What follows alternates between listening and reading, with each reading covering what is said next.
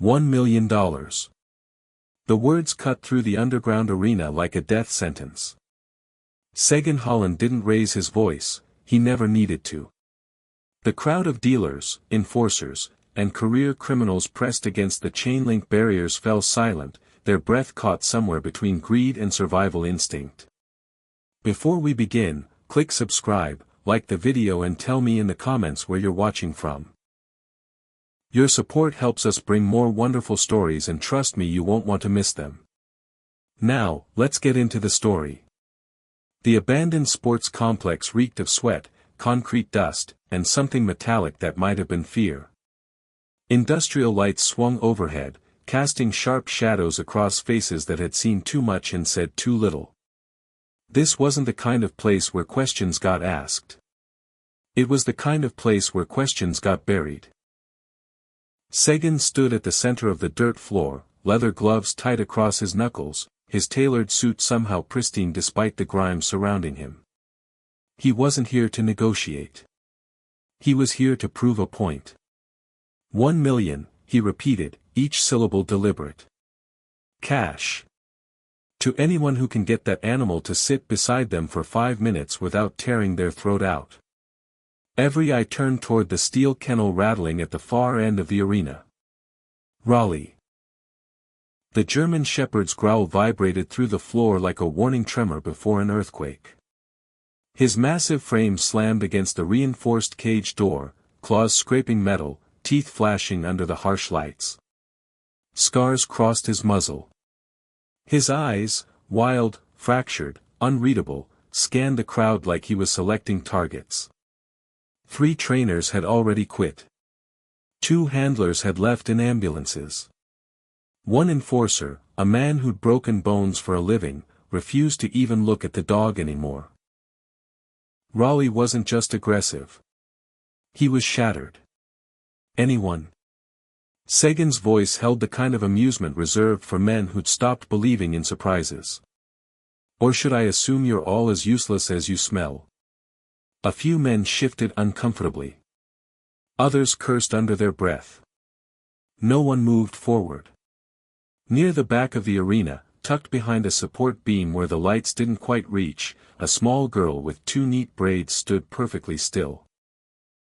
Her hands, clasped against her chest, trembled slightly, not from fear, but from restraint. Carrie Hayes had no business being here. Her older brother had only brought her because leaving her home alone felt more dangerous than bringing her to a Mafia spectacle, and even then, he'd sworn to keep her far from the center ring. But Carrie had heard Raleigh the moment they'd walked in. Not the snarling. Not the threats. The breathing. Quick. Shallow. Panicked. She tilted her head, her sightless eyes focused on nothing and everything at once. The world came to her in sounds, in textures, in the spaces between noise. And Raleigh's fear was louder than any growl. Don't even think about it, her brother whispered, his hand tightening on her shoulder. Carrie didn't answer. She'd already reached into the pocket of her denim jacket. The whistle, her father's whistle, was small, carved from smooth wood, its edges worn soft from years of use. It didn't make sharp sounds. It didn't command. It soothed. She stepped forward. Gasps rippled through the crowd like a wave breaking against rocks. Is that a kid? She's blind, someone stop her. This is insane. Sagan's smirk froze. His eyes narrowed. This a joke? Carrie didn't respond. She walked slowly, her sneakers silent against the dirt, her fingers finding the whistle by memory. She raised it to her lips. The first note floated through the arena, gentle, breathy, impossibly soft. Raleigh's growl faltered. His ears twitched. The tension in his shoulders eased by a fraction. Carrie took another step. Then another. Until she stood just beyond the reach of his chain. Someone shouted for her to stop. Sagan's guards reached for their weapons. But Raleigh didn't lunge. The second note left the whistle, warmer this time, slower, like someone humming a lullaby to a storm. Raleigh froze. His tail flicked once. Twice. Then, inch by agonizing inch, he lowered his head until his chin rested against Carrie's knee. The arena fell completely silent. Carrie reached out. Her fingers brushed the side of his face, and instead of snapping, Raleigh leaned into her hand like he'd been waiting his entire life for someone to touch him without expecting violence in return. The dog that had terrorized killers now sat beside a blind girl who didn't even know his coloring. 5 minutes passed. No one breathed. No one moved. No one checked a watch. Sagan's jaw flexed. His confidence, always unshakable, cracked just enough to show something underneath. Not anger. Not respect. Confusion. Carrie stood slowly, her hand still resting on Raleigh's collar. She didn't say a word. She didn't need to. Raleigh followed her toward the exit as if they'd arrived together. As if they belonged together. Sagan watched them leave. And for the first time in his life, he didn't know whether he'd lost or learned something far more dangerous. The walk home felt longer than it should have. Carrie's brother, Marcus, hadn't said a word since they left the arena, but his silence was louder than any argument. His grip on her shoulder was too tight. His breathing was too quick.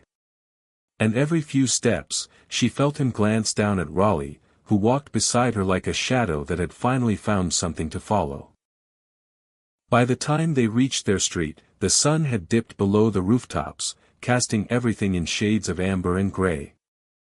Carrie heard the familiar creak of Mrs. Patel's screen door 2 houses down, followed by the sharp intake of breath that meant someone had noticed. Marcus Hayes, is that? Keep walking, Marcus muttered under his breath. But the damage was already done. Doors cracked open. Voices whispered. By the time they reached their front gate, half the block was watching. That's the dog from the news. Heard it attacked 3 people. She's blind, Marcus, what are you thinking? Marcus's jaw tightened. Inside. Now. Carrie stopped at the front steps, her hand resting lightly on Raleigh's collar. The dog had gone rigid, his ears flat, his body pressed low. She felt the tremor running through him, not aggression, but something closer to collapse. He won't come in, she said quietly. Carrie. He won't. Marcus exhaled sharply, running a hand through his hair. Then what do you want me to do? Leave him out here. He needs time. Time. Marcus's voice cracked. Carrie, that dog put people in the hospital. You think time is going to fix that? Raleigh flinched at the sharpness of Marcus's tone, his body coiling tighter. Carrie knelt slowly, her fingers finding the whistle in her pocket. She didn't blow it, just held it, her thumb tracing the worn grooves. He's not angry, she said. He's scared. Marcus opened his mouth to argue, then stopped. Because Raleigh wasn't growling. He wasn't baring his teeth. He was shaking. From across the street, Mrs. Anders, a wiry woman in her 70s with silver hair and hands that still smelled faintly of antiseptic, stepped off her porch. She'd been a vet tech for 40 years before retiring, and she moved with the kind of deliberate calm that came from a lifetime of dealing with frightened animals. She stopped at the edge of the fence, her eyes fixed on Raleigh. That's not aggression, she said quietly. Marcus turned. What? That dog. Mrs. Anders nodded toward Raleigh, who was now pressed against Carrie's legs, his chest heaving. That's not a dangerous dog. That's a broken one. What's the difference? Mrs. Anders's expression darkened. Training. The kind that doesn't teach, just breaks. She studied the way Raleigh flinched when a car door slammed down the street, the way his eyes tracked every sudden movement like it might be the one that hurt him. He's been conditioned. Probably with pain. Maybe worse. Marcus felt something cold settle in his chest. So what do we do? You give him space. You give him time. And you let your sister do what she's already doing.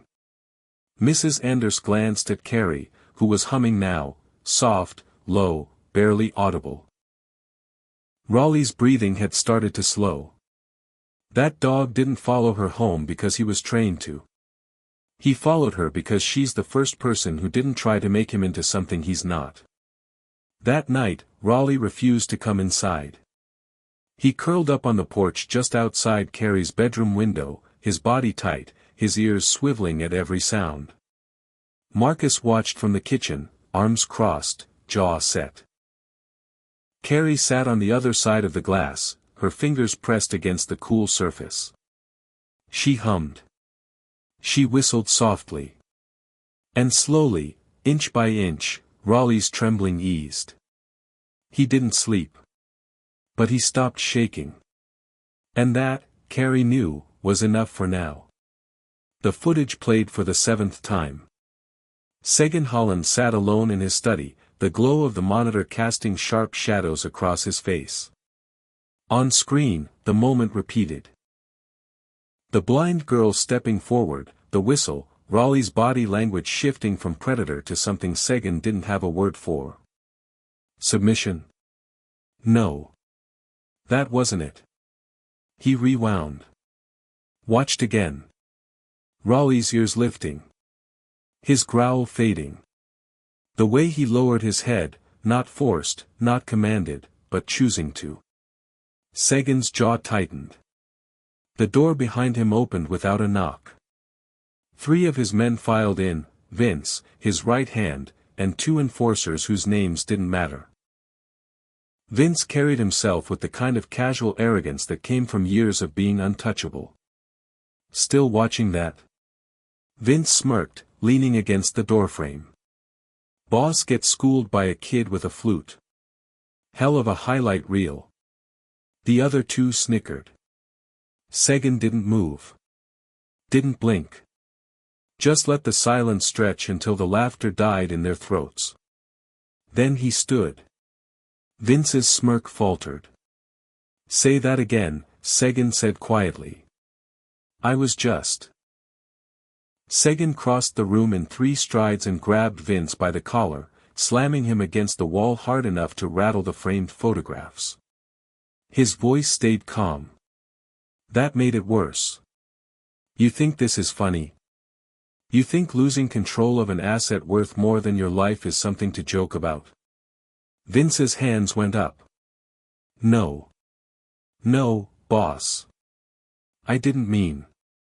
Seguin released him, straightening his jacket as if nothing had happened.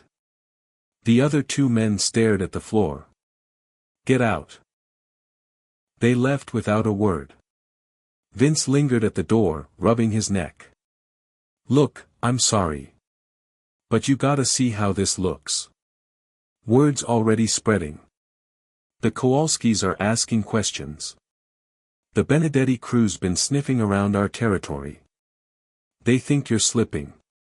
I'm not slipping. Then get the dog back. Vince's tone shifted, less mocking, more pragmatic. You built your reputation on fear. Raleigh was part of that. Without him, people start wondering if you've gone soft. Seguin turned back to the monitor. On screen, Carrie stood with her hand on Raleigh's collar, the dog following her like he'd been hers all along. I trained that animal for 2 years, Seguin said, more to himself than Vince. Chains. Shock collars. Isolation. I broke every instinct that made him weak. He paused. And she undid it in 5 minutes. Vince frowned. So what do you want to do? Seguin replayed the footage one more time. The whistle. The stillness. The way Raleigh's entire body softened under her touch. How? I want surveillance on the girl, Segan said. Address, routine, anyone she talks to. I want to know what she eats for breakfast. You want the dog back? Segan hesitated. That was the thing that bothered him most, he wasn't sure anymore. He needed Raleigh to restore his image, to remind the city what happened when you crossed Segan Holland. But part of him, the part he didn't acknowledge, wanted to understand what the girl had done that he couldn't. Just watch her, he said finally. And keep it quiet. Vince nodded and left. Alone again, Segan sat back down. The footage looped. He remembered the day he'd gotten Raleigh, a puppy, all energy and loyalty, eyes bright and trusting. He remembered the first time he'd used the shock collar. The first time Raleigh had flinched at his voice. The first time fear replaced affection. He'd told himself it was necessary. Control required dominance. Loyalty required pain. But now, watching this blind girl coax something out of Raleigh that he'd spent years destroying, Segan felt something unfamiliar settle in his chest. Not regret. Doubt. Across the city, in places where sunlight didn't reach and deals were made in whispers, the underworld was already talking. Did you hear?